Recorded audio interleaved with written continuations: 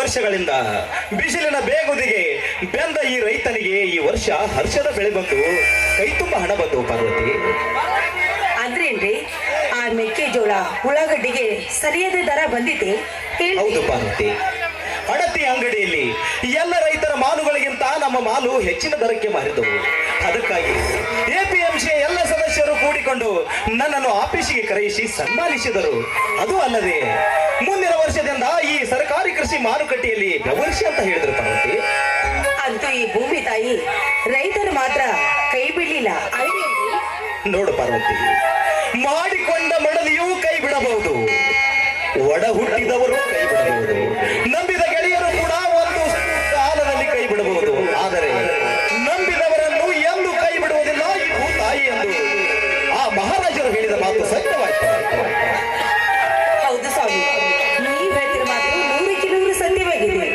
ಈ ಮಣ್ಣನ್ನು ಮುಟ್ಟಿದವರು ಅವರ ಬಾಳು ಚಿನ್ನವಾಗುತ್ತೆ, ಅವ್ರಿಗೆ ಕೆಡಕಾಗುದಿಲ್ಲ ಅಂತ ಒಡ ಹುಟ್ಟಿದ ಪಿಕ್ಚರ್ನಲ್ಲಿ ಡಾಕ್ಟರ್ ರಾಜ್ಕುಮಾರ್ ಅವರು ಹಾಡಿನಲ್ಲಿ ಹಾಡಿ ಹೋಗ್ಲಿದ್ದಾರೆ ಅಲ್ವೇನ್ರಿ? ಹೇಳಿದ್ದಾರೆ ಪಾರ್ವತಿ. ಅದಕ್ಕಂತಲೇ ಈ ಸಲ ಬಂದ ಹಣದಲ್ಲಿ ಮಕ್ಕಳ ಮದುವೆ ಮಾಡಬೇಕೆಂದು ಬಂದಿದ್ದೇನೆ. ಹೌದ್ರಿ, ಯಾಕಂದ್ರೆ ಮಕ್ಕಳೀಗ ವಯಸ್ಸಿಗೆ ಬಂದಿದ್ದಾರೆ, ಅವರನ್ನ ಮದುವೆ ಮಾಡುವುದು ನಮ್ಮ ಕರ್ತವ್ಯವಿದೆ. ಆದ್ರೆ ಮಹೇಶ ಮಾತ್ರ ಈಗ ಕೆಲಸ ಮಾಡ್ತಾ ಇದ್ದ ನನ್ನ ಮೇಲೆ ನೋಡಿ, ಆದಷ್ಟು ಬೇಗ ಅವರಿಬ್ರು ಮದುವೆ ಮಾಡಿದ್ರೆ ನಮ್ಮ ತಲೆ ಮೇಲೆ ಬಾರ್ನ ಇಳಿದಂತಾಗುತ್ತದೆ ಅಲ್ವೇನ್ರಿ? ಹೌದು ಪಾರ್ವತಿ, ನನ್ನ ಮಗ ಮಹೇಶ ಜಿಲ್ಲಾಧಿಕಾರಿಯಾಗಿ ರೈತರಿಗೆ ಪಹಣಿ ಕೊಡಿಸುವುದರಲ್ಲಿ, ಕಳ್ಳ ಕಾಳಸಂತೆಯವರಿಗೆ ಬಿಸಿ ಮುಟ್ಟಿಸುವುದರಲ್ಲಿ, ಸಮಾಜದ ಕಟ್ಟ ಕಡೆಯ ವ್ಯಕ್ತಿಗೆ ನ್ಯಾಯ ಕೊಡಿಸುವುದರಲ್ಲಿ ನನ್ನ ಮಗ ಮಹೇಶ್ ಮುಂಚೂಣಿಯಲ್ಲಿದ್ದಾನೆ ಪಾರ್ವತಿ. ಅವನನ್ನ ಎತ್ತ ನಮ್ಮ ಪುಣ್ಯ ಕಡೆ ಪಾರ್ವತಿ. ಇಲ್ಲಿರಿ, ಈಗ ಸಮಯ ಬಾಳಾಗಿದೆ, ಊಟ ಮಾಡಿವ್ರಂತೆ ಬನ್ನಿ. ಪಾರ್ವತಿ, ನಿನ್ನ ಹರ್ಷ ತುಂಬಿದ ಈ ನೋಟವನ್ನು ನೋಡಿದರೆ ನನಗೆ ಊಟವೆಲ್ಲ ಮಾಯವಾಗಿದೆ. ನಿನ್ನನ್ನು ಬಿಗಿದಪ್ಪಿ ಆಲಂಗಿಸಬೇಕೆಂದುಕೊಂಡಿದ್ದೇನೆ ಪಾರ್ವತಿ. ಏನ್ರಿ ಈ ಇಳಿ ವಯಸ್ಸಿನಲ್ಲಿ ಇನ್ನೂ ನಿಮಗೆ ಹಾಡಿ ಬರಿಬೇಕೆಂತ ಆಸೆ ಆಗ್ತಾ ಇದೆಯಾ? ಪಾರ್ವತಿ, ಹುಣಸೆ ಮರ ಮುಪ್ಪಾದ್ರೂ ಅದ್ರ ಹುಳಿ ಮುಪ್ಪಾದಿತ್ತೆ. ಹೋಗ್ಯಪ್ಪ, ನಿಮ್ಮ ಮಾತನ್ನು ಕೇಳಿದ್ರೆ ನನಗಂತೂ ತುಂಬಾ ನಾಚಿಕೆ ಆಗ್ತಾ ಇದೆ. ಅರೆ ನನ್ನ ಅರ್ಧಾಂಗಿ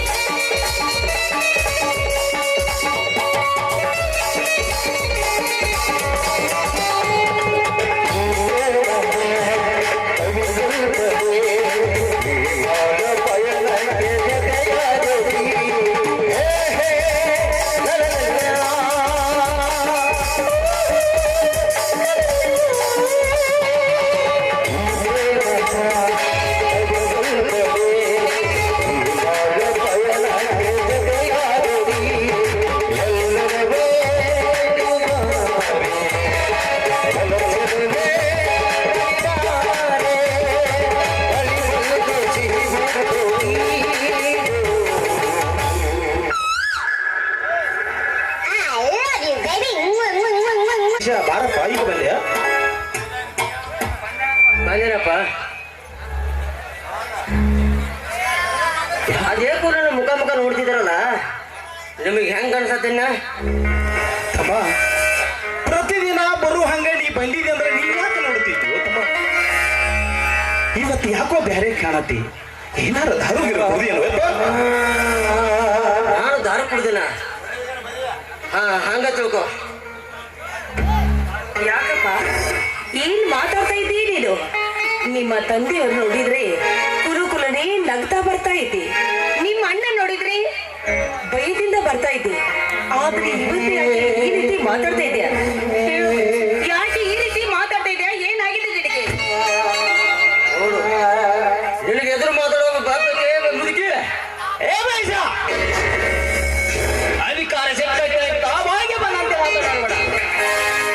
ಅವರು ನಮ್ಮ ಹೆತ್ತ ದೇವರು, ಮಾತು ಚಿತ್ರವನ್ನ ಮಾತನಾಡು. ನನಗೆ ಬುದ್ಧಿ ಹೆಚ್ಚು ಅಧಿಕಾರ ನಿನಗೆಲ್ಲಿದೆ ಬಂತು? ನೀನು ನನ್ನ ಜೋಡಿ ಹುಟ್ಟಿದಾಗಿಂದಲ್ಲ ಬಂತು ಕಣೋ. ನಾನು ಅವ್ವ ಅಪ್ಪ ನಿನ್ನ ಬಗ್ಗೆ ಏನೇನು ಕನಸು ಕಟ್ಕೊಂಡು ಕುಂತೀವು. ನಿನ್ನಿಂದಲೇ ನಮ್ಮ ಮಣಿ ಕೀರ್ತಿ ಎತ್ತರಕ್ಕೆ ಹಾರ್ತತಿ ಅಷ್ಟೇ. ಈ ತಿಂಗಳ ಪರ್ಯಂತ ನಿನ್ನ ಸಾಹಸ ಸಾಧನೆಯನ್ನು ಕೇಳಿ ಕಣ್ಣೀರು ಕರ್ತುಕೊಂಡು ಅಂತದ್ರೊಳಗ ದಾರು ಕುಡಿದು ದಾರಿ ಬಿಟ್ಟಿ ಅಂದ್ರೆ ನಿನ್ನೇನು ಮಾಡ್ಲಿ ಉತ್ತಮ? ನಿನ್ನೇನು ಏನ್ ಮಾಡ್ಬೇಕಂತೆ? ಮೊದಲು ನನ್ನ ಲಗ್ನ ಮಾಡ. ಯಾರು ಬೇಡ ಅಂತ ಉತ್ತಮ? ನೀನು ಕುಡಿದು ಬಿಟ್ಟು ಶಾಣಿ ಆದ್ರ ನಾಳೆ ಸಾಧ್ವಿ ಶಿರೋಮಣಿ ಅಂತ ಹೇಳ್ತಾರೆ, ಲಗ್ನ ಮಾಡ್ತೀನಿ ಉತ್ತಮ. ತಮ್ಮಯ್ಯಪ್ಪ, ನಿಮ್ದು ಮೈಲಾರದು ಇಬ್ಬರದು ಒತ್ತೊಟ್ಟಿಗೆ ಮದುವೆ ಮಾಡ್ಬೇಕಂತ ಈಗ ನಿಮ್ಮವ್ವ ನಾನು ಕೂಡೇ ಮಾತಾಡಕತ್ತೀವಿ. ಯಪ್ಪ ಏನಾರ ತಲೆಯಾಗಿಟ್ಕೊಂಡು ತಪ್ಪು ಮಾಡ್ಬೇಡಪ್ಪ, ತಪ್ಪು ಮಾಡ್ಬೇಡ. ತಪ್ಪು ಮಾತಾಡ್ಬೇಕಂತ ನೀವು ಹಿರುಬದಿಗೆಲ್ಲ ಅವನು ಬಂದ್ ಮಾಡಿದ ಸಾರ ಅಂಗಡಿನ ನಾಳೆ ಚಾಲು ಮಾಡ್ತೀನಿ, ನಾಳೆ ಹುಕ್ಕುಂ ಕೊಡ್ತೀನಿ. ನೀನು ನನ್ನ ಒಡ ಹುಟ್ಟಿದವನು ಅಂತ ಸುಮ್ಮನೆ ಬಿಡ್ತಿದ್ದೀನಿ. ಇಲ್ಲವಾದರೆ ನಿನ್ನನ್ನು ಮತ್ತು ತಪ್ಪು ತುಳಿದವರನ್ನು ಕೂಡಿಸಿ ಜೀವಕ್ಕೆ ಸಾಯಿಸಿ ಬಿಡ್ತಿದ್ದೆ. ಏನು ಮಾಡ್ತೀವೋ ಬಡವ ಬಲ್ಲಿದ ಬಲ್ಲೋಡು ಹುಡುಗಿ, ನಿನ್ನನ್ನು ತಪ್ಪು ದಾರಿಗೆ ತುಳಿದವರನ್ನು ತರಿಸಿ ಹಾಕಿ ಬಿಡುತ್ತೇನೆ. ಜಿಲ್ಲಾಧಿಕಾರಿದ ನನಗೆ ಮಾತಾಡ್ತೀಯ? ಯಾಕಪ್ಪ ಏನಾಯ್ತು ನಿನಗೆ? ಒಡ ಹುಟ್ಟಿದ ಅಣ್ಣನ ಮೇಲೆ ಕೈ ಮಾಡಲು ಹೋಗ್ತಾ ಇದ್ದ, ಇದು ನಿನಗೆ ಸರಿ ಕಾಣ್ತಾ ಇದೆಯೇನೋ? ಹೊಡ್ಲಿ ಬಿಡುತ್ತಾರೆ, ಹೊಡಿಲಿ ಬಿಡು. ನನ್ನ ತಮ್ಮನನ್ನು ಬಿಟ್ಟು ಈ ನಾಡಿನ ಮೈಸೂರಿನ ಮೇಲೆ ಕೈ ಮಾಡುವ ತಾಕತ್ತು ತಿನ್ನಾಗಿದೆ ಅಮ್ಮ.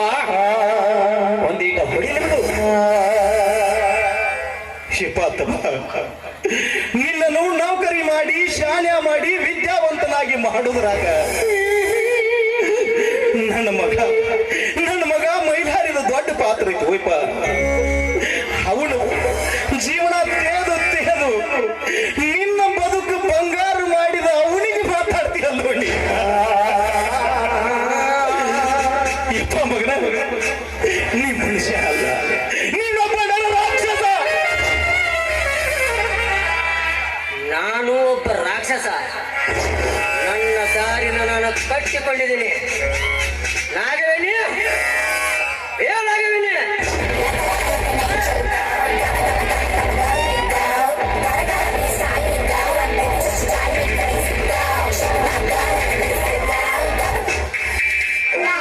ಬಂದಿರಿ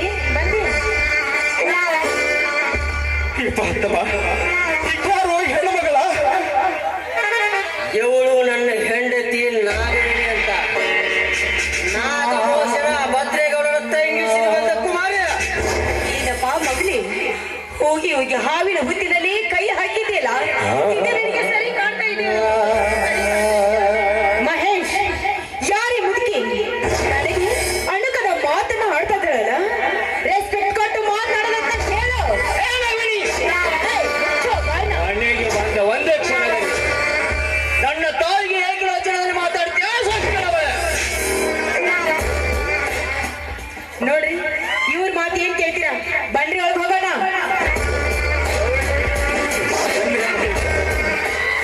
ಲೇ ಮಹೇಶ, ನಿನಗೇನು ಇಂಥ ದುರ್ಗತಿ ಬಂತು?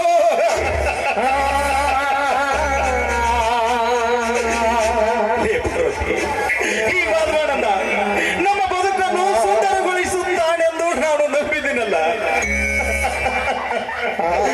ಅಪ್ಪ ದೇವರೇ, ನನ್ನ ಮಗನಿಗೆ ಇಂಥ ಬುದ್ಧಿ ಕೊಟ್ಟೆಯ ತಂದೆ.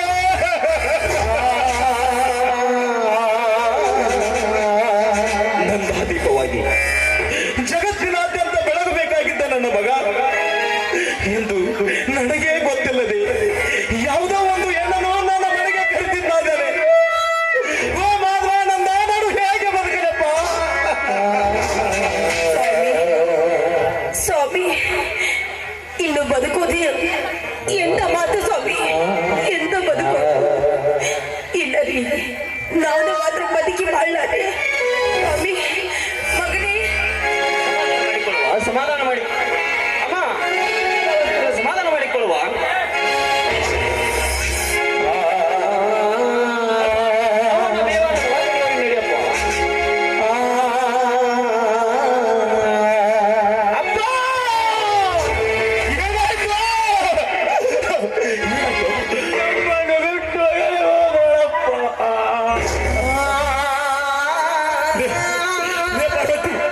ಪಾರ್ವತಿ ಮಾತಾಡೆ. ಲೇ ಪಾರ್ವತಿ, ನನ್ ಬಿಟ್ಟು ಹೋಗ್ಬಾರ್ದು ಮಾತಾಡೆ. ಏನಾಗಿದೆ ನನ್ನ ಪಾರ್ವತಿ? ಏನಾಗಿದೆ? ಲೇ ಪಾರ್ವತಿ, ಪಾರ್ವತಿ, ಅಯ್ಯೋ ದೇವ.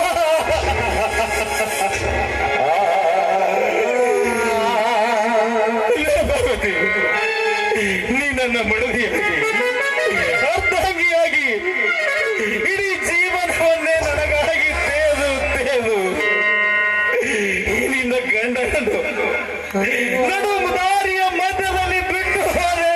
ನನ್ನ ಅರ್ಧಾಂಗಿ,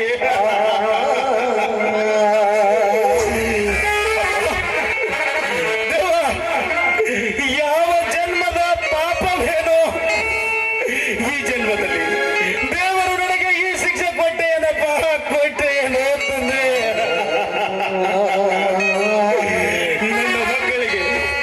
ನನ್ನ ಮಕ್ಕಳಿಗೆ ಯಾರು ಗತಿ ಪಾರ್ವತಿ ಎದ್ದೆ? ಲೇ